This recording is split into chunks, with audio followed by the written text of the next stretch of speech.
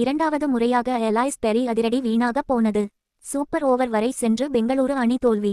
Women's premier league போட்டியில் உத்தரப்பிரதேஷ் பெங்களூர் அணிகள் மோதின. பெங்களூரில் நடைபெற்ற போட்டியில் டானி வாயட்ஹாஜ் 55 ரன்கள் அடித்தார். 56 பந்துகளில் 90 ரன்கள் சேர்த்தார். எல்லிஸ் பெர்ரி சதம் அடிப்பார் என்று எதிர்பார்த்த நிலையில் முடியாமல் போனது. ஆர்சிபி அணி 20 ஓவர்களில் 180 ரன்கள் எடுத்தது. உத்தரப்பிரதேச அணி தொடர்ந்து விக்கெட்டுகளை இழந்தாலும் அனைத்து வீரர்களும் தங்கள் பங்குக்கு ரன்களை அடித்துவிட்டு தான் அவுட் ஆகினர். சோஃபி எகஸ்டன் 19 பந்துகளில் 33 ரன்கள் எடுத்து கடைசி பந்தில் ரன் அவுட் முறையில் ஆட்டமிழந்தார். போட்டி சமநிலையில் முடிய சூப்பர் ஓவர் நடைபெற்றது. சூப்பர் ஓவரில் யூபி அணி 8 ரன்கள் எடுத்தது. ஆர்சிபி அணி 4 ரன்கள் எடுத்து தோல்வியை தழுவியது. ஒட்டு மொத்தமாக ஆட்டத்தை திருப்பியவர் சோஃபி எகஸ்டன் தான். தனது பந்துவீச்சில் ரன்களை கண்ட்ரோல் செய்தது மட்டுமல்லாமல் பேட்டிங்கிலும் சிறப்பாக செயல்பட்டு உத்தரப்பிரதேச அணிக்கு இரண்டாவது வெற்றியை பெற்று தந்தார்.